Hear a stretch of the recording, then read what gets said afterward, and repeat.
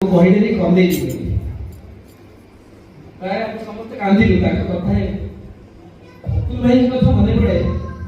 ଅତୁଲ ଭାଇକୁ ମୁଁ ଭେଟିଛି ମନ ଭାଇ ଘର ଭାଇ ସେଠି କୁହନ୍ତି ସରସଂଘରେ ଆଲୋଚନା ସବୁ ହୁଏ ବିକାଶ ବିଷୟରେ। ଅତୁଲ ଭାଇ ସେଠି ସହଯୋଗ କରନ୍ତି।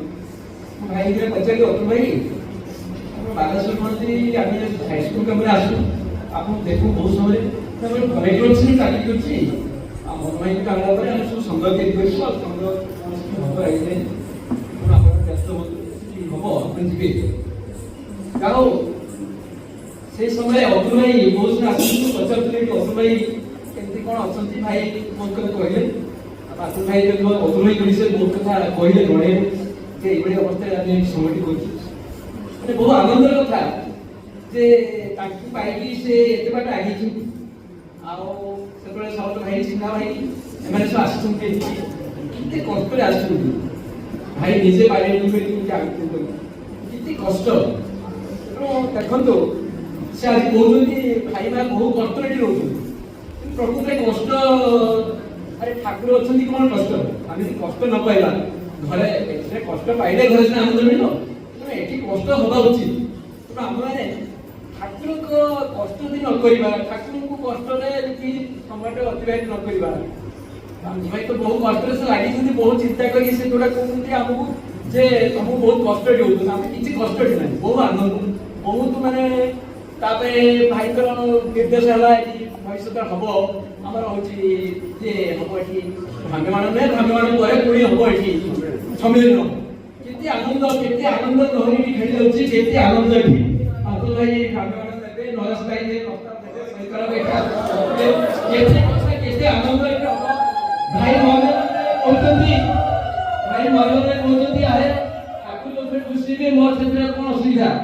ଭାଇ ନିଜକୁ ଏବେ ହରେଇ ଦଉଛନ୍ତି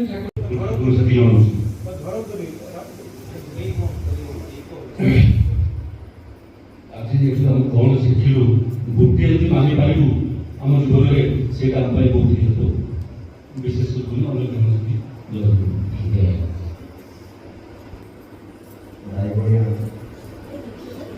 ସ୍ୱପ୍ନ ଯୋଉଟା ଥିଲା ସାର୍ଥକ ହେଲା।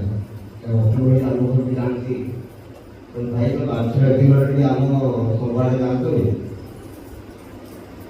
ଯିବା ପରେ ଆସିକି ବଳଭଦ୍ରକୁ ତାପରେ ଆସିଗଲାରୁ ଆମ ସହରରେ ଆପଣ ସେଟା ଆସିକି ତାପରେ ଆସିଲେ ସବୁ ପଳେଇବ। ଭାଇ ଯାଇଥିଲେ ଦିନାସକୁ କହିଲେ କେମିତି କ'ଣ କରିବା ଭାଇ ଆମେ ତ ଜାଣିନୁ କିଛି। ଭାଇ ଆମେ ତ ଜାଣିନୁ କିଛି। ପୁଣି ତାପରେ ପୁଣି କଲେ ଭାଇ କେମିତି ଆଶ୍ରମ ସଜାଯିବ କେମିତି କ'ଣ କରାଯିବ ପାଖରେ ଭାଇ ଅଛି ସେ ଭାଇକି କୁହନ୍ତୁ ସେ ତାର ବୁଝିବି ଯାହା କରିବେ। ମୋର ଆପଣ ସପୋଜି ଠାକୁର କହୁଛନ୍ତି କ'ଣ ଠାକୁର ପୂଜା କରି ହବନି କ'ଣ ଠାକୁର ସଜାପୂଜା ହବନି ତମ ଘରେ ଯୋଉ ଭଳିଆ କରାଯିବ ସେମିତିଆ କରିବ ସେମିତି। ଭାଇ ମୁଁଟା ଚାଲି ଯାଇଛନ୍ତି ଯାଇକି ଆମର ଏଠି ଯାଇକି ଆମର ଜନ୍ମ ସବୁ ଛୁଟି ନେଇଗଲି ଛୁଟି ନେଇ କ'ଣ କରିବି ସେଟା ଯାଇ ତ ହବ କ'ଣ କରିବା। ପୁଣି କିଶୋର ଭାଇ କହୁଥିଲେ ଭାଇ କେମିତି କ'ଣ କରିବା କିଛି ହଉନି ଏମିତି ସେ ବାଜା ବଜା ବାଲା ଆସିବେନି କୁକୁର ବାଲା ଆସିବେନି ସଜା ବାଲା ଆସିବେନି କ'ଣ କରିବା କୁହନ୍ତୁ। ମୁଁ ସେଥିପାଇଁ ଭାଇ ଠାକୁର କହିଛନ୍ତି ନିଶ୍ଚୟ ହବ ବ୍ୟସ୍ତ ହେଉଛନ୍ତି ଏମିତିକା। କିନ୍ତୁ ତାପରେ ଜଣେ ଭାଇ ପଠେଇ ଭାଇ ଗୁରୁବାର ଯିବେ ଯାଇ ସବୁ କରିଦେ ସେ ସବୁ ଯାଇ ପହଞ୍ଚିବେ। ତାପରେ ଏମିତି ପୁଣି ମା ସବୁ ଆସିଲେ ବାଜା ବି ବାଜିବ ସେଟା ସେ ବାପୁରି ଆସିବନି ସିଏ ଆସିବନି ଭାଇ ଆସିଲେ ଆପଣ କୁହନ୍ତୁ କ'ଣ କରିବା ପୁରା ବ୍ୟସ୍ତ କାମ ବେଳେ ଅନ୍ତ ଭାଇ କହିଲେ ସେ ପୁଅକୁ କ'ଣ ଆସିବା ପାଇଁ ମାନେ ଭାଇ ତାଙ୍କ ବାଇଶରେ ଅଫିସରେ କରିବା ଏମିତି ସେମିତି ରାଜ୍ୟ ପୁଅ ପୁଅଙ୍କର ବାପାଙ୍କୁ ଟେନସନ୍ ହେଲା ପରୀକ୍ଷା ଫାର୍ମାସିଷ୍ଟ ପରୀକ୍ଷା ଟେନସନ୍ ହେଲା 29 ତାରିଖ ପଳେଇ ହବ ମୁଁ ତାର ପଳେଇ ଆସିବ ଆପଣ এইভাবে সম্মেলন করে হয়েছিল ঠাকুর আসলে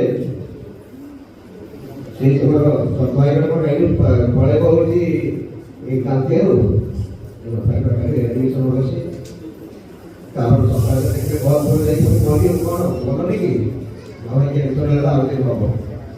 ତେଣୁ ଠାକୁର ସବୁ ନିଜେ କରେଇବେ ଆମେ ତାଙ୍କର ଟିକେ ଆଖି ଗାଇପାରିବା।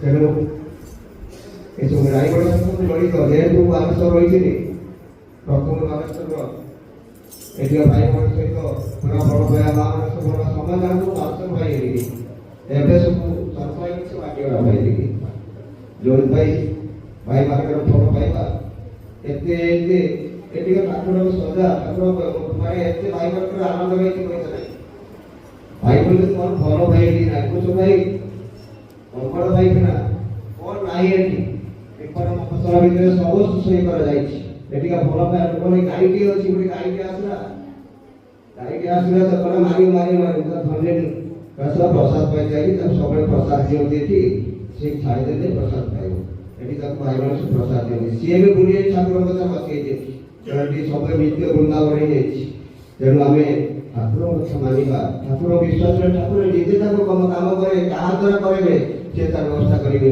ତେଣୁ এইভাবে আমি সকলে করে রায়গড়া সুরা সমস্ত এই ঠাকুর কাম করে ভাবে তাহা সকলে ঠাকুর কাম বিভিন্ন দেই করিবা প্রথম জীবন লাস্ট আসিবা এইটা হচ্ছে হনুমান পূজা কলে ঠাকুর সব শক্তি গড়ি উঠিব আমি সব ঠাকুর আশীর্বাদ লাভ করি জয় গুরু ବାଲେଶ୍ୱର ଜିଲ୍ଲାରେ ବାଲେଶ୍ୱର ସଂଗୀତ ହେଲା ସେତେବେଳେ ପୂର୍ବତନ ପରିଚାଳକ ପୂର୍ବତନ କହିଥିଲେ ଧରଣୀ କହିଥିଲେ ବାଲେଶ୍ୱର ହେଉଛି ଆମର ଶେଷ ସଂଘ ଧରଣୀ ଠାକୁରଙ୍କ କାମ କଲାବେଳକୁ କିଏ ମନ ସୁଖ କରିପାରେ ଉତ୍ତର କବାଟ ବନ୍ଦ ଆଜ୍ଞା ଉତ୍ତର କବାଟ ବାଲେଶ୍ୱରଟା ଉତ୍ତର କବାଟ ଆଉ ସେଇଥିରେ ଦେଖିବା ମୋର ସେଥିରୁ ଧରଣ ହେଇଥିବ ମୋ ପାଖରେ ଯେତେବେଳେ କହୁଥିଲି ମୁଁ ଯେତେବେଳେ ଆସିଲି ପଞ୍ଚମ ସହିତ ମୋର ଯେତେବେଳେ ବାଲେଶ୍ୱର ପ୍ରବେଶ କଲି ସେତେବେଳେ ପଞ୍ଚମ ସହିତ ଦେଖା ହେଇଗଲା ସେ ମୋତେ ନିର୍ଦ୍ଦେଶ ଦେଇଛି ଯେ ବାଲେଶ୍ୱର ଦୁଇଟା ସଂଗ୍ରହ ଅଛି ତମେ ଧରଣୀଙ୍କ ସଂଘରେ ଯୋଗ ଦେବ এই ଗୋଟିଏ ନିର୍ଦ୍ଦେଶ ମୋ ପାଇଁ ଥିଲା ଆଉ କିଛି କଥା କହିଥିଲି ସେଗୁଡ଼ା ସମୟ ନାହିଁ କହିବିନି କିଏ କହିଥିଲେ ଦୁର୍ଗାଚରଣ ତାଙ୍କ ସହିତ ମୋର ସାକ୍ଷାତ ଗୋଟିଏ ଦିନ ସେ ମୋର ସବୁ କିଛି ହେଇଥିଲା ବହୁତ କିଛି କଥା ହେଇଥିଲା ଦୁର୍ଗାଚରଣ ସହିତ ସବୁ ଯେଉଁ କଥା ହେଇଥିଲା କଥା ମୁଁ କହିବିନି ଆଜ୍ଞା ନାଇଁ ଦୁର୍ଗାଚରଣ ଯୋଉଟା ସବୁ ଆମର ବାଲେଶ୍ୱର ସମସ୍ତ ଦୁର୍ଗାଚରଣ ବାଲେଶ୍ୱର ଯେଉଁ ଗାଁ ଶୁଣ ଆଉ ଗୋଟେ ଗୌରାଙ୍ଗ ପ୍ରଧାନ ଭଳି ଯେତେବେଳେ ପରିଚାଳିତ ସଂଘ ଯେଉଁଠି ଏବେ ନାହିଁ ସେତେବେଳେ ସମସ୍ତଙ୍କର ଦେଖିବି ଦୁଇଟା ସଂଘ ବାଲେଶ୍ୱର ଥିଲା ମୋତେ ତାଙ୍କର ନିର୍ଦ୍ଦେଶ ଥିଲା ତମେ ଠାକୁରଙ୍କୁ ବାଲେଶ୍ୱର ରଖିବ ଏବଂ ତମେ ଧରଣୀଙ୍କ ସଂଘରେ ଯୋଗ ଦେବ ଆଉ କିଛି କଥା ମୋତେ ବ୍ୟକ୍ତିଗତ ଭାବରେ କହିଛନ୍ତି ସେ କଥା ମୁଁ ସବୁ କହିବାକୁ ଚାହୁଁନି ମୁଁ ସେତେବେଳେ ଭାବିଲି କ'ଣ ବାଲେଶ୍ୱର କହୁଥିଲି ଏଇଟା ଶେଷ ସଂଘ ଆଉ ଥରେ ତୋର ଭାଇ କହିଛନ୍ତି ତାଙ୍କୁ ମୁଁ ଭାବିଥିଲି ଆଉ ନାହିଁ ବୋଲି ମୋର ଗୋଟିଏ କଥା ଠାକୁରଙ୍କ ସହିତ ସମ୍ପର୍କ ସେଟା ରହିଛି ବହୁତ ଦିନ ପୁରୁଣା କଥା ଆମର ଏକାମ୍ରର ଦେବେନ୍ଦ୍ର ମହାନ୍ତ ଭାଇଙ୍କର ସେ ଆମର ଜିଲ୍ଲା ସଂଘରେ ନିଷ୍ପତ୍ତି ହେଲା ଯେ ଜିଲ୍ଲା ସଂଘ ଆଉ ଗୋଟେ ଭ୍ରାମ୍ୟମାଣ ଅନୁଷ୍ଠିତ ହେବ ଏକଥା ଜିଲ୍ଲା ସଂଘ ପରିଚାଳନା କମିଟିରେ ନିଷ୍ପତ୍ତି ନିଆଗଲା ଏବଂ ରାୟଗଡ଼ା ପ୍ଲେସ୍ ଫାଇନାଲ କରାଗଲା ଏବଂ ଜିଲ୍ଲା ସଂଘ ତରଫରୁ ନିମନ୍ତ୍ରଣ କରି ଆମକୁ ମେସେଜ କଲେ ଯେ ଆଜି ଆପଣଙ୍କୁ ନିମନ୍ତ୍ରଣ କରାଯାଇଛି ରାୟଗଡ଼ା ପରେ ଆଉ ଗୋଟେ ମିଟିଂରେ କେମିତି ରାୟଗଡ଼ାରେ କ'ଣ କ'ଣ କରାଯିବ ଇତ୍ୟାଦି ବିଷୟରେ ଆଲୋଚନା ହେବ ଏବଂ ସବୁ ଫାଇନାଲ ହେଲା ପରେ ସ୍କୁଲ ଛୁଟି ନଥିବାରୁ ମୁଁ ପ୍ରଥମ ଦିନ ଆସିପାରିଲିନି କାଲି ଆସିଲା ବେଳକୁ ସନ୍ଧ୍ୟା ହେଇଗଲା ସବୁ ଠିକ୍ଠାକ୍ ଅଛି ଠାକୁରଙ୍କ ସେବାରେ ଆଉ ଭକ୍ତମାନଙ୍କ ସେବାରେ କିନ୍ତୁ ଗୋଟେ କଥା ଯେ ଜଣେ ବାପା ପାଞ୍ଚ ପୁଅଙ୍କୁ ପୋଷିପାରିବ କିନ୍ତୁ ପାଞ୍ଚ ପୁଅ ବାପାକୁ ପୋଷିପାରିବ ସେଇଭଳିଆ କଥା ହେଉଛି ଆମେ ପ୍ରଚାରକ ସମସ୍ତଙ୍କ କଥା ବୁଝିଲେ କିନ୍ତୁ ତାଙ୍କର ସୁଖ ସୁବିଧା ପାଇଁ ଆମ ଜିଲ୍ଲା ତରଫରୁ ଆମେ ଉପଯୁକ୍ତ ଯତ୍ନ ନେଇନାହାନ୍ତି ଏଇଟା ଆମର ବିଶେଷ ତ୍ରୁଟି ସେଥିପାଇଁ ଆମ ଜିଲ୍ଲା ଆମେ କ୍ଷମା ମାଗୁଛୁ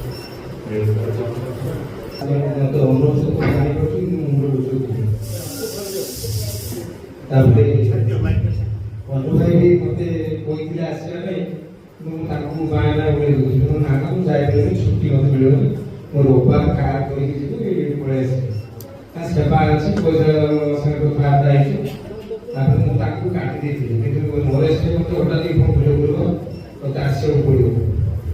ବହୁତ ଅସୁବିଧା, ସେବକ ନାହାନ୍ତି, ମୁଁ ସେବା କରିବାକୁ ପଡ଼ିବ। ଚିତ୍ର ସମ୍ପୂର୍ଣ୍ଣ ବହୁତ ବର୍ଷ ପ୍ରଚାରକ କରିଛନ୍ତି। ମୁଁ ଆଉ କିଛି ବିଚାର ନ କରି କହିଲ ଭାଇ ଦେଖିବା ନା ତୁମେ ତାଙ୍କର କୁହ ହଁ କହ ତାପରେ ଯୋଉଟା। କଣ କୁହ ତାପରେ ମୁଁ ତୋତେ ଛାଡ଼ିବି। ମୁଁ ଭାଇ ଦେଖିବା ଦେଖିବା ନାହିଁ। ମୁଁ ସେଦିନ ହେଡ଼ ସାର୍ କିଛି କହିଲିନି। ଅବଶ୍ୟ ଆମ ହେଡ଼ ସାର୍ ଗୋଟିଏ ଭଲ ଗୁଣ, ମୋତେ ଆଜି ପର୍ଯ୍ୟନ୍ତ ମୁଁ ଠାକୁରଙ୍କ କାମ ସେ ମୋତେ କେବେ ବିରୋଧ କରିନାହାନ୍ତି। ମୋତେ ବ୍ଲାଇଣ୍ଡଲି ମୁଁ ଯେତେବେଳେ ବି କୁହେ ସେ ମୋତେ ଛାଡ଼ିବେନି ଠାକୁରଙ୍କ କାମରେ। ମୁଁ ସେଦିନ ତାଙ୍କୁ କିଛି କହି ନାହିଁ। ଜଷ୍ଟ ମୁଁ ଫାର୍ଷ୍ଟ ସେଦିନ second class, second period, fourth period, six period ଅଛି। ମୁଁ ସାର୍ ବସୁଛନ୍ତି ଅଫିସରେ, ସାର୍ ମୁଁ ଆଜି ଯିବି ଟିକେ ସାର୍ ଲାଇଭ୍ ଆସଙ୍କ ଅଛି ମୋର, ମୁଁ ଟିକେ ଯିବି। ମୁଁ ଆଗରୁ କାମ ବି ପକେଇଥିଲି ମୋ ସାର୍ ଏଥିରେ ଏ ଶନିବାର, ତାପରେ ଶନିବାର ମୋ ପାଳି ଅଛି, ତାପରେ ଶନିବାର ସେବକ ସଂଘ ଅଛି ଭୁବନେଶ୍ୱର, ମୁଁ ଯିବି। ସାର୍ କହିଲେ ହଉ ଆପଣ ଯିବେ। ଦାବି କଲେ ଯେ ଆମେ ଏମିତି କାମଣା କରିବୁ, କିନ୍ତୁ ଅଚଳ ରହିଲେ ଯେ କହିଲେ ଯେ ଆମର ବାଲେଶ୍ୱର ସଂଘ କେବେ ଅନ୍ୟ ଆଡ଼କୁ ଭ୍ରମଣ ହେଇପାରିବ। ଏବେ ସେମାନେ ଶୁଣିକି ଖାଲି ଖୁସି ଆଉ ଆମେ ଭ୍ରମଣ କରୁଥିଲୁ, ବାଲେଶ୍ୱର ମନା କରୁଥିଲା, ଆମେ ତମେ କିନ୍ତୁ ପଢ଼ିବା ଗଲେ ବହୁତ ଖୁସି ଲାଗିଲା। ଆଉ ବିଭିନ୍ନ ତ ଆଲୋଚନା ହେଲାଣି। ଆମର ସରକାରଙ୍କ ସେଇ ଯେତେବେଳେ ଆମ 1999 ମସିହାରେ ଡିଭିଜନ ହେଲା, ସେଇ ସମୟର କଥା। ଅକ୍ଟୋବର ମାସରେ ମୋର ପାଳି ପଡ଼ିଲା, ଆମ କୃଷକର ମୃତ୍ୟୁରେ ପାଳି ପଡ଼ିଲା। ମୁଁ ସେଇ ସମୟରେ ଭାଇ ଭଟା ସମସ୍ୟା ବେଳେ ରମେଶ ଚନ୍ଦ୍ର ରାୟ ଭାଇ, ଆମର ମାନଙ୍କ ଭାଇ, ବିଶ୍ୱନାଥ ଭାଇ ସବୁ ବସିକି ପ୍ରତିଦିନ ବାଲେଶ୍ୱର କେନ୍ଦ୍ରରେ ଏତେ କଥା କୁହନ୍ତି, ମୁଁ ଆଉ କାହାକୁ ମୋ ପୁରୁଷ ପଠାଇ ଦେଇନଥାନ୍ତି। ତାପରେ ଧୁନ ଭାଇ ମୋତେ ଆଶ୍ୱାସନା ଦିଅନ୍ତି, ଭାଇ ସମ୍ଭାଳିଲା କ'ଣ ହେଇଛି ଦେଖିବା। ତାପରେ ଯେମିତି ଘଟିଛନ୍ତି ମଧ୍ୟ ହେଲା, ତାପରେ ବାରମ୍ବାର ଆମ ସବୁକୁ ବଡ଼ ଧୁନ ଭାଇ, ଆମର ମହେଶ୍ୱର ମହେଶ୍ୱର ଏମିତି ସବୁ ଯାଆନ୍ତି। ଆମର ସମ୍ପାଦକ ବାପା ସମସ୍ତେ ଆମେ ଯିବା ଆଉ ବାଲେଶ୍ୱର ଯିବା। ଠାକୁରଙ୍କ କାର୍ଯ୍ୟକ୍ରମରେ ଆମେ କେତେଜଣ ଭାଇ ମାନେ ବାଲେଶ୍ୱର ଆସିଲେ, ମୁଁ ସେଦିନ ଥିଲି ଆମର ଅନର୍ଥନା ମଣ୍ଡଳରେ। ତାପରେ ଗଣତନ୍ତ୍ର ସବୁ ଅଛି। ଆଉ ଆଜିର ଏଇ ସବୁ କଥା ଶୁଣି ଜନ୍ମୋତ୍ସବରେ ଭାଇ ଦେଖାଇ ସମ୍ପାଦକ ଭାଇ ତାଙ୍କଠାରୁ ଫୋନ୍ ନେଇ କ'ଣ ଚାଲିଛି। ତାପରେ ଆଉ ଅନର୍ଥ ଭାଇ ବାରମ୍ବାର ମୋତେ ଫୋନ୍ କରି କେମିତି କ'ଣ ଚାଲିଛି, ଆଉ ସେ ମଧ୍ୟ ଆସିଥିଲେ ଖୁସି ଦେଖି ମଧ୍ୟ ଦେଇକି ମୁଁ ବାରମ୍ବାର ଫୋନ୍ କରି କେମିତି କ'ଣ ଠାକୁରଙ୍କ ସେବା ହେଉଛି, ବହୁତ ଖୁସି। ଏଭଳି ଆମର ଜିଲ୍ଲା ସଂଘ ଭ୍ରମଣ ହେଉଛି ଆଉ ଶୁଣି ଏବଂ ଅନୁଭବ କଲି। ପାଗ ହେଇଯାଇଥିବ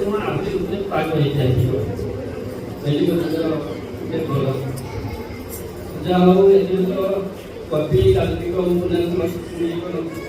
ରଚନା କରିକି ଲେଖାଇଛି, ଟିକେ ମନେ କରୁଛି ଭୁଲ ହେଇଯାଇପାରେ। ଯାହା ହଉ ଏ ସାଙ୍ଗର ବୈଶିଷ୍ଟ୍ୟ ତ ବହୁତ ଗୁରୁତ୍ୱପୂର୍ଣ୍ଣ ପଠାଙ୍କର ନାହିଁ, ତାକୁ ବର୍ଣ୍ଣନା କରିବା। ତେବେ ଇଞ୍ଚୁଡ଼ି ପାଠଯୋଗ୍ୟ ଥିଲା, କିନ୍ତୁ ଅଧୀନର ତାପରେ 10 ବର୍ଷ ଧରି ପାଠଯୋଗ୍ୟ ଏମିତି କରି ଆସୁଥିଲୁ। ପରିଚାଳକ ମହୋଦୟ ଯାଇଥିଲେ, ଆମେ ସେ ଇଞ୍ଚୁଡ଼ି ଯେଉଁଠାରେ ପାଠଯୋଗ୍ୟ ଆରମ୍ଭ କରିଥିଲୁ। ସେ କହିଲେ ଶବ୍ଦ ସହଯୋଗ ହେଇଯାଇଛି, ପୁଣି ଆମେ 8 ଭାଇ ଅଛୁ, 9 ଜଣ ବାହାର ଅଛନ୍ତି। ସଂଘ ସେ ଅତ୍ୟନ୍ତ ସଂଘ ବିଷୟରେ ଅନୁଭିଜ୍ଞ। ତ ସଂଘର ଆମେ ଜାଣିଛୁ ସଂଘର ଯେଉଁ ଶୃଙ୍ଖଳା, ଯେଉଁ ଜ୍ଞାନ, ସେଥିରେ ଆମର କିଛି ଜିନିଷ ନାହିଁ। କାରଣ ଇଞ୍ଚୁଡ଼ିରୁ ଆମର ଚିତ୍ର ବହୁତ ଦୂର, ବୋଧେ 30-35 କିଲୋମିଟର। ସବୁ ରବିବାର ଆମେ ଯାଇପାରୁନା, ମାସକୁ ଆମେ ଧରିକି ଆସୁ। ବା ଆମ ମହିଳା ସଂଘର ବିଶେଷ କରି ଆମେ ଆସୁ, ସବୁଦିନ ଆସିପାରୁନା। ତେଣୁ ସଂଘ ବିଷୟରେ ସମ୍ପୂର୍ଣ୍ଣ ଅନୁଭିଜ୍ଞ। ଯାହା ଠାକୁରଙ୍କ କୃପା ଆଉ ଆମ ସଭାପତି ମହୋଦୟ ଚିତ୍ର ସଂଘର ପରିଚାଳକ ଠାକୁରଙ୍କ ଯେଉଁ ଚେଷ୍ଟା, ଆପଣ ଜୀବନ ସନ୍ଧ୍ୟାରେ ଯେଉଁ ଆପଣ ହେଇଛି, ମୁଁ ଠାକୁରଙ୍କ ଏତିକି ପ୍ରାର୍ଥନା କରୁଛି ସଦାସର୍ବଦା ଆପଣଙ୍କୁ କୃପା କରନ୍ତୁ। ଆଉ ଆପଣମାନେ ସିଂହ କଥା ଆଶୀର୍ବାଦ ସଦାସର୍ବଦା କଥା କହିଥିଲେ। ସମୟ ରୂପକ ମହାସାଗର ବେଳାଭୂମିର ବାଲୁକା ଆସିଲେ ଏମିତି ଏକ ପାଦଚିହ୍ନ ଛାଡ଼ି ଦେଇଯାଅ, ଯେମିତିକି ଉତ୍ତର ଦାୟକମାନେ ଆସିଲେ ଦେଖିବେ, ଜାଣିବେ, ଅନୁଭବ କରିବେ ଏବଂ ବୁଝିବେ ଏଠାରେ କେହି ଜଣେ ଥିଲେ ବୋଲି। ଇଏ ଟିକେ ପୂର୍ବରୁ ଏତେ ସବୁ ଆଲୋଚନା କରାଗଲା ଏବଂ ସେଠି ରାଇବଣିଆ ସଂଘର ଉତ୍ପତ୍ତି ଏବଂ ତାର କ୍ରମ ବିକାଶ ଯେମିତି ହେଇଛି ଏବଂ ସେଥିରେ ଠାକୁରଙ୍କର ତ ଅପାର କରୁଣା ଅଛି ଏବଂ ତାଙ୍କର ପ୍ରେରଣା ଯାହାଙ୍କ ପାଖରେ ଅଛି ଯିଏ ଆଗକୁ ଆସିକି ଏତେ ସବୁ କରିପାରିଛନ୍ତି ଏବଂ ଆଜିର ଏଇ ଯୋଉ ଜିଲ୍ଲାର ଭ୍ରାମ୍ୟମାଣ ଅଧିବେଶନ ଅନୁଷ୍ଠିତ ହେଇଛି ଏବଂ ଏଠି ସେ ଯେଭଳି ଭାବରେ ଶ୍ରଦ୍ଧା ସ୍ନେହ ଆନ୍ତରିକତା ବନ୍ଧୁତା ଓ ସହାବସ୍ଥାନର ସଂକେତ ଦେଇଛନ୍ତି ସମସ୍ତଙ୍କୁ ଯୋଉ ଭାଇମାନେ ମାଆମାନେ ଏଠାରେ ଉପସ୍ଥିତ ରହିଛନ୍ତି ତାହା ଅବର୍ଣ୍ଣନୀୟ କ୍ୟାନ୍ ବି ଏକ୍ସପ୍ରେସ୍ ବର୍ଣ୍ଣନା କରି ହବନି ଏବଂ ଅସୁବିଧା କିଛି ନାହିଁ କହିଲେ ଚଳେ ଏଠି ଯାହା ସବୁ ବ୍ୟବସ୍ଥା କରାଯାଇଛି ଏ ବ୍ୟବସ୍ଥାରେ ଆମେ ତ ଅଛୁ ପୁରା 5 ଷ୍ଟାର ହୋଟେଲରେ ଆମକୁ ଏଇଠୁ ପାଟଣା ହୋଇ ଛାଡ଼ି ଦେଇଛନ୍ତି ସେଠି ଆମେ ପୁରା 5 ଷ୍ଟାର ହୋଟେଲରେ ଅଛୁ ସେ ଖାଲି ଗୋଟେ ଫୋନ୍ ନମ୍ବର ଆମକୁ ଦେଇଛନ୍ତି ସେ ଫୋନ୍ ନମ୍ବର କଲାବେଳକୁ ସେ ପୁରା ପିଇବା ପାଣି ପାଖରୁ ଆଉ ଯାହା ଦରକାର ସେ ସବୁ ଯୋଗାଇ ଦଉଛନ୍ତି ତେଣୁ ଏଠି ଠାକୁରଙ୍କର ଅପାର କରୁଣା ଏବଂ ଠାକୁରଙ୍କର ଉପସ୍ଥିତି ଯେମିତି ଆମର ଗତକାଲି ଯୋଉ ଆଳତୀ ହଉଥିଲା ସତେ ଯେମିତି ଠାକୁର ପୁରା ତାଙ୍କର ଦିବ୍ୟ ଅନୁଭୂତି ସେ ପ୍ରକାଶ କରୁଛନ୍ତି ରାଇବଣିଆରେ ସେଇଥିପାଇଁ ଆମେ ସମସ୍ତେ ପ୍ରକୃତରେ ଧନ୍ୟ ଏବଂ ଠାକୁରଙ୍କର ଅପାର କରୁଣା ସହିତ ପାଟଣା ଭାଇଙ୍କର ଯୋଉ ସହଯୋଗ ଶ୍ରଦ୍ଧା ଆନ୍ତରିକତା ବନ୍ଧୁତା ଅଛି ଆପଣମାନଙ୍କୁ ସମସ୍ତଙ୍କୁ ଆମ ମା ଭାଇମାନଙ୍କୁ ଆପ୍ୟାୟିତ କରିବାରେ ଏଥିରେ ତିଳେଇବାର ପଟାନ୍ତର ନାହିଁ ତେଣୁ ଠାକୁରଙ୍କୁ ଆମେ କିଛି କହିପାରିବାନି ଯେ ସେ ସ୍ଥୂଳ ଦେହରେ ଅଛନ୍ତି ସେ ସବୁ ଦେଖୁଛନ୍ତି ସେ ଅନୁଭବ କରୁଛନ୍ତି ତେଣୁ ଶେଷରେ ଏତିକି କହିବି ଠାକୁରେ କରନ୍ତୁ ସେ ଯୋଉଥିପାଇଁ ପ୍ରାର୍ଥନା କରୁଛନ୍ତି ତାଙ୍କର ପ୍ରାର୍ଥନା ପୂରଣ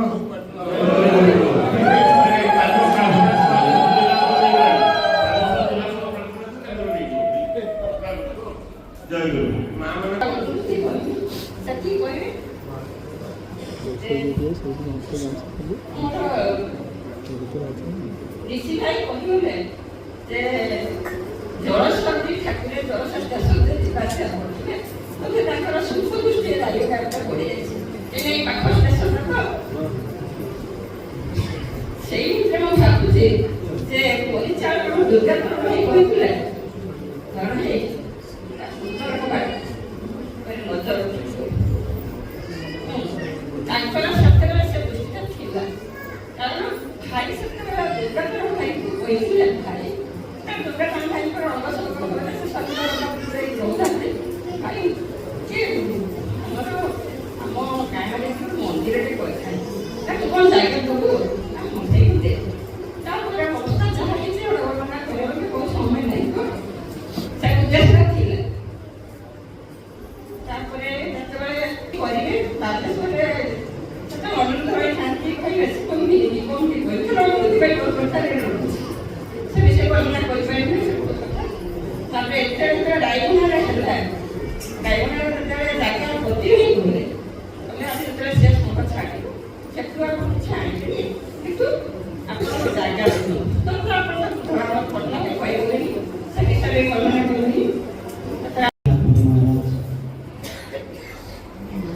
भाषा व्यक्त करी पाखराजी शब्द नहीं रायगढ़ संघरे जिला संघ होची भाविला मत लागुच स्वप्न देखुना पिलाटी दिनरू ठाकुर पाखक आसी छोट घर माटी घर 2-4टा मंदिर ठाकुर को सजाई थाए मो मन थाए ठाकुर बालेश्वर संघ बाई को साथ प्राय जाऊँ को कम बयस ना हाई स्कूल पढ़ुली क्लास ज्ञान पाख आई साथ जाए अन्य संघ को जाकि देखे ठाकुर राजाधिराज बेस बसी शिक्षा मंदिर को जाकि देखे भावे प्रभु आम संघरे दिन बस आम टे देखा मन भर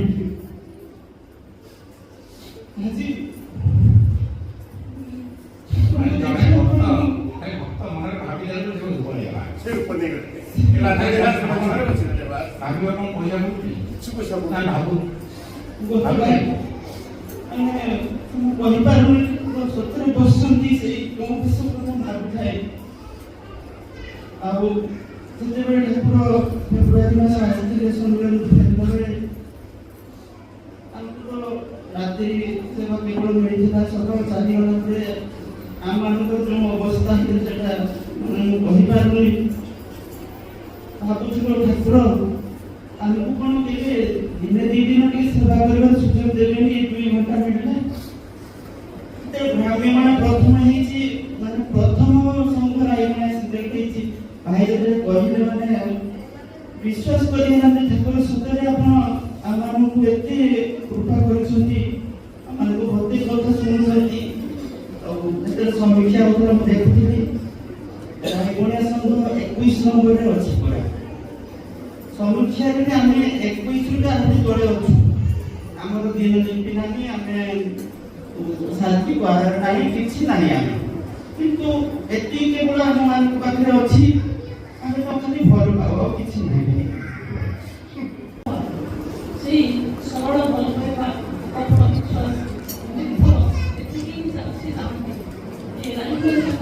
ସମସ୍ତ ମା ଓ ଭାଇ ଭଲ ପାଇବା ଦେଇକି ତାଙ୍କର ଭ୍ରାମ୍ୟମାଣ ଜିଲ୍ଲା ସଂଘ କରିବାରେ ସଫଳ ହୋଇଛନ୍ତି। ସେଇଭଳି ଭାବରେ ଆମେ ମାମାନେ ସବୁ ଭାଗରେ ସମସ୍ତେ ସେଇଭଳି ଅଭୁତ ଭଲ ପାଇବା ଆମ ପାଖରେ ରଖିବା ଆମର ସ୍ନେହ ଶ୍ରଦ୍ଧା ସମସ୍ତଙ୍କର ବଦଳି ଦେବା। ସେ ଆମକୁ ହାତ ଧରି ତାଙ୍କ ପାଖକୁ ନିଶ୍ଚୟ ନେବେ, ଏହା ହିଁ ମୋର ଅଧ୍ୟାତ୍ମିକ ବିଶ୍ୱାସ। ବ୍ୟସ୍ତ ଲାଗୁଥିଲା। ପ୍ରଥମତଃ ଆମ ବାଲେଶ୍ୱର ଜିଲ୍ଲା ସଂଘର ଗୋଟେ ୟୁନିକନେସ୍ ଅଛି, ସେଟା କ'ଣ କହୁଛନ୍ତି ସମସ୍ତ ଜିଲ୍ଲା ସଂଘ ଗୋଟେ ଅଲଗା ଭାଷା କ'ଣ ନା ବାଲେଶ୍ୱର ଜିଲ୍ଲା ସଂଘର ନିଜର ସ୍ୱତନ୍ତ୍ର ଆସନ ମନ୍ଦିର ଅଛି। ତେଣୁ ସେ ଜାଗାରେ ଜିଲ୍ଲା ସଂଘଟି ଅନୁଷ୍ଠିତ ହୁଏ। ଭାଇ ଆସିଲେ ଠାରୁ ବର୍ଷକୁ 4ଟା ଅଧିବେଶନ ହେଉଥିଲା। ଭାଇ ଥିବା ଭିତରେ 3ଟା ଅଧିବେଶନ ହେଲା, ଜଣେ ଭାଇ ବର୍ତ୍ତମାନ କରିଗଲେ, 3ଟା ଅଧିବେଶନ ଚାଲିଥିଲା। ପରବର୍ତ୍ତୀ ଅବସ୍ଥାରେ କେନ୍ଦ୍ର ନିର୍ଦ୍ଦେଶନ ଅଧିବେଶନ ହେଲା।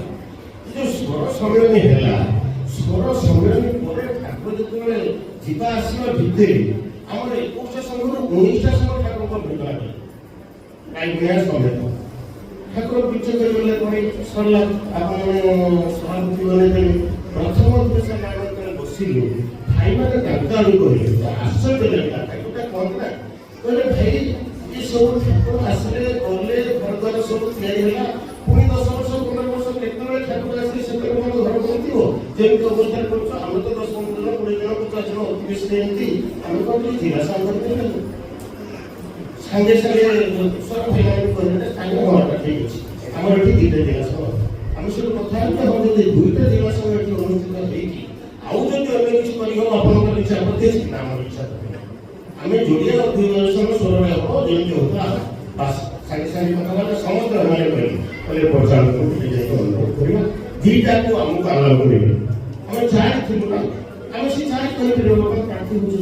ମୁଁ ଟିକେ କଞ୍ଜୁସ ହେଲି, ମୋତେ ଟିକେ ଡର ଲାଗିଲା। ଭାଇ ଆପଣ ସେ ଏଇଠି ବସେଇ ଦେଇଛନ୍ତି, ସେ ଏପଟେ ବସିଛନ୍ତି, ତାଙ୍କ ସାମ୍ନାରେ କଥାବାର୍ତ୍ତା କରିବା ଚଳିବା କ'ଣ ହୁଏ କହିହେବନି। ମୁଁ କହିଲି ନା ଏକାଥରେ 2ଟା କରିବାନି, ଗୋଟେ କରିବା। ଗୋଟିଏ କରିକି ତାକୁ ଅନୁମତି ଆଣିବା, ସେ ଅନୁମତି ଦେଲା ପରେ ଆମେ ଦେଖିବା ଗୋଟିଏ ଅଧିବେଶନ ଆମେ କେମିତି କରିପାରୁଛେ। ଯଦି ତାହେଲେ ସେଇଟା ଯଦି ସକ୍ସେସ୍ ହେବ ବା ଠିକ୍ଠାକ୍ ଆମେ କରିପାରିବା। କାରଣ ଆମେ ବହୁତ ବାହାରି ନା, ଆମର ଗୋଟେ ଷ୍ଟେଜ୍ ବନ୍ଧା ପେଟରେ ଅଛି, ଯେମିତି ଯାତ୍ରା ଅନ୍ନପୂର୍ଣ୍ଣା ଥିଏଟର ଷ୍ଟେଜ୍ ବନ୍ଧା ହେଇକି ଅଛି, ମୋ ଷ୍ଟେଜ୍ ବନ୍ଧି ପଳେଇ ଅଛି। ସେମିତି ସ୍ୱରରେ ସବୁ ରେଡ଼ି ଅଛି, ଘର କରିବା ଦରକାର, ଗେଟ୍ ବନ୍ଧିବା ଦରକାର, ଘରେ ବନ୍ଧି ପଳେଇ ଅଛି। ପ୍ରଥମ ଥର ବାହାରିବା, ତାକୁ କରିବା। ସମସ୍ତେ ହଁ କହିଲେ, ପ୍ରସିଡିଂ ଲେଖା ହେଲା, ପ୍ରସିଡିଂ ଖାତା ନେଇକି ଗଲି। ବିଶ୍ୱାସ କରିବେ ମୁଁ ସାମ୍ନାରେ କହୁଛି ସେଥିପାଇଁ ଛାତି ଡର ଲାଗୁଥାଏ। ମୁଁ ଠାକୁର ଭକ୍ତମାନଙ୍କ ଇଚ୍ଛା ଏଇଆ, ଆପଣ ଟିକେ କମ୍ ଆଣିଛନ୍ତି ପ୍ରଚାରକ ମାଧ୍ୟମରେ କାଳେ ସେ କ'ଣ କହିଲେ ଅନୁଭାଇ କହିବୁ, ଅନୁଭାଇ ପ୍ରଚାର ସହିତ କଥା ହବ, ଆମ କର୍ମ ଭାଇ କହିବୁ ଅନୁଭାଇ ପ୍ରଚାର ସହିତ କଥା ହବ। ଆପଣ ଗୁଣା କଲେ ମୁଁ ତ କହିବି ଯେ ତମର ଭିତରେ କ'ଣ ଆଗ୍ରହ ଅଛି ଉପନ୍ୟାସ ଟିକେ ତାଙ୍କୁ ଜଣା। ସେ ଯେଉଁଦିନ ସେଠି ଖାତାଟା ପଢ଼ିଲେ ଏମିତି ଖାତାଟା ଧରିକି ପଢ଼ୁଛନ୍ତି, ସେ ଗୋଟେ ଚେୟାରରେ ବସନ୍ତି, ଏପଟେ ଅଛନ୍ତି। ପଢ଼ି ସାରିଲା ପରେ ତାଙ୍କର ଯେଉଁ ମୁହଁରେ ଯେଉଁ ସନ୍ତୋଷର ଭାବଟା ପ୍ରକାଶ ପାଇଲା, ଏଇଠୁ ମୁଁ ଜାଣିଲି କହିଲି ଠାକୁର ଆପଣଙ୍କର କ'ଣ ମିଳିଗଲା ମୋତେ। ଏଥର ସେ ଦସ୍ତଖତ କରିବେ ଏଇଟା ମୁଁ କନଫର୍ମ। ତାଙ୍କ ମୁଣ୍ଡରେ ଯୋଉ କାରଣ ସେଇ କାଟି କହୁଥିଲେ କହିଲେ କ'ଣ ନିର୍ଦ୍ଦିଷ୍ଟ ସେଇଠି ଗୋଟିଏ ଜାଗାରେ ଦ୍ୱିତୀୟ ଅଧିବେଶନ ହେବ ଠାକୁରଙ୍କ ଭାବଧାରା ବାଲେଶ୍ୱର ଜିଲ୍ଲାଟା ଏଡ଼େ ବଡ଼ ଜିଲ୍ଲାଟା କ'ଣ ବିକଶିତ ହେବନି ପ୍ରକାଶିତ ହେବ ନା ଯେମିତି ହେଲା। ତେଣୁ ସେଇଟା ହେଇଗଲା ତ ଆମେ ଆସିଲୁ ପୁଣି ବସିଲୁ ଯେତେବେଳେ ଅନୁମତି ହେଇଗଲା ଆମ ପାଟନାରେ କ'ଣ କରିବା ଜାଣିଛୁ ଆମେ ସବୁ କହିଲୁ ଆମର ଯୋଉଠି ଟିକେ ପ୍ରଥମଟା କରୁଛେ ଯୋଉଠି ଷ୍ଟେଜ୍ କ୍ଲିୟର ଥିବ ସେଠି କରିବା ଧର ବରପାଲା ଗୋଟେ ଜାଗା ଚିତଳ ଗୋଟେ ଜାଗା ସ୍ୱରକୁ ଛାଡ଼ିବି ବର୍ଷ ଗୋଟେ ଜାଗା ଯୋଉଠିକି ଅଛି ଷ୍ଟେଜ୍ ରେଡ଼ି ଅଳ୍ପ ଟିକେ ଆରେଞ୍ଜମେଣ୍ଟ କରିଦେଲେ କରିହେଇଯିବ। ଆମେ ନୂଆ କରିକି ଜାଗା ଗୋଟେ ରିସ୍କ ଲାଗୁଛି କୋଉଠି କ'ଣ ହବ ନ ପାଟନା ହେଇଗଲେ ଚିତଳ କଥା କ'ଣ କରୁଛୁ ତା ସଭାପତି ମୁଁ କିଡନାପ ନେଇ ପଳେଇବି ସିଧା ୱାର୍ଡିଂ ତା ସଭାପତି କିଡନାପ ନେଇ ପଳେଇବି ତାର ହେଇପାରିବ ଚିତଳରେ ହେଇପାରିବ। ମୁଁ ଆମ ରାଇମଣିଆର ସମସ୍ତ ଭାଇମାନେ ହଉ ରାଇମଣିଆରେ ହେବ ଆଉ ତାଙ୍କୁ ରାଇମଣିଆ ଠାକୁର ଯାଇଥିଲେ ଶୀତ ଦିନିଆ ଯାଇକି ବୁଢ଼ା ଭାଇମାନେ ଆମର ଯେମିତି ହଇରାଣ ହେଇଛନ୍ତି କ'ଣ କେମିତି କରିବ ଆପଣ ଠାକୁରଙ୍କ ଉପରେ ଛାଡ଼ି ଦିଅନ୍ତୁ ସବୁ ବ୍ୟବସ୍ଥା ହେବ। ସେ ତ କହିଦେଲେ ଠାକୁରଙ୍କ ଉପରେ ପୁରା ଭରସା। ଆମର ହାର୍ଟବିଟ୍ ବଢ଼ିଲା ଅଳ୍ପ ଭାଇଠୁ ଆରମ୍ଭ କରି ଭାଇଠୁ ଆରମ୍ଭ କରି କାନ୍ଧ ଭାଇଠୁ ଆରମ୍ଭ କରିକି ସମସ୍ତଙ୍କୁ ଇନଭଲ୍ଭ କରିକି ଭାଇ ଟିକେ ଯୋଗାଯୋଗ କର ଆମ ସୁଶାନ୍ତ ଭାଇ ସହିତ ଯୋଗାଯୋଗ କର କେମିତି ଟିକେ ସକ୍ସେସଫୁଲ ହେବ। କାରଣ ବିଶେଷ ତ ସେଠି ଅନୁମତି ଦେଲେ ମୁଁ ପଚାର କରୁ ଭାଇ ମୁଁ ବାହାରକୁ ବାହାରୁଛି ଆପଣ ଟିକେ ଯିବେ ତେଣୁ ଆମେ ଯାଇଥିବି କେମିତି ଫେରିବି କେତେବେଳେ ଫେରିବି ଆମର ଇଚ୍ଛା ଥିଲା କି ଆମେରିକା ଫେରିଲା ପରେ 27-28 ଜୁନ୍ ଲାଷ୍ଟ ଆଡ଼କୁ କରିବା ନାଇଁ ସେ ସମୟ ହେବନି ଦେଖିବା ଅଗଷ୍ଟ ମାସ କ୍ୟାଲେଣ୍ଡର ଦେଖିଲେ ଜନ୍ମୋତ୍ସବ ପର୍ଯ୍ୟନ୍ତ ତେଣୁ ଅଗଷ୍ଟ କରୋନା ଲାଷ୍ଟ ଆଡ଼କୁ ସେ ଯେଉଁ କହିଲେ ଲାଷ୍ଟ ଆଡ଼କୁ କର ମୁଁ କହିଲି ଯିବାଟା ଥରେ ହେଇଗଲା ଏଥର ତାରିଖ ହବାଟା ବାକି ରହିଲା କ୍ୟାଲେଣ୍ଡର ଦେଖୁ ଦେଖୁ ତ ବଢ଼ିଲା 22-23 ଚଲୁଛି ଠିକ୍ ଅଛି ଆପଣଙ୍କ ଯେଉଁ ଡେଟ୍ ଫ୍ରି ହେଉଛି ସେ ଡେଟ୍ରେ ଆମେ ଅଛି ଠାକୁରଙ୍କ ହେତୁକି କୃପା ତାହେଲେ ବହୁତ ପଇସା ଆସିବ ଏଇଠି ତାପରେ ଆଉ ଗୋଟେ ବଡ଼ କଥା ହେଇଛି ଠାକୁରଙ୍କର ହେତୁକି କୃପା ଠାକୁର ଭାଇମାନେ କହିଲେ ଠାକୁର ତ ବସିଛନ୍ତି ସେ ତାଙ୍କର ପ୍ରକାଶ ଭିତରେ ପ୍ରକାଶ ପାଇବେ ନା ଆମର ସେ ଆମ ଭିତରେ କିଛି ନାହିଁ ଆମେ କ'ଣ କେତେ ଠାକୁରଙ୍କୁ ଭଲ ପାଉଛୁ ଆମେ କ'ଣ କରିଯାଉଛୁ ଆମେ ଜାଣିନୁ କିନ୍ତୁ ସେ ଜାଣିଛନ୍ତି ଯେ ଭକ୍ତମାନଙ୍କର ଆଗ୍ରହ ଅଛି ତେଣୁ ଆମକୁ ଆଉ ଟିକେ ସଂଗଠନ କରିବା ପାଇଁ ମଧ୍ୟ ମନ୍ତ୍ରୀ ଦେଇଛନ୍ତି ଆମେ ସେ ବିଷୟରେ ପୁଣି ଥରେ ବସିକି ଆଲୋଚନା କରିକି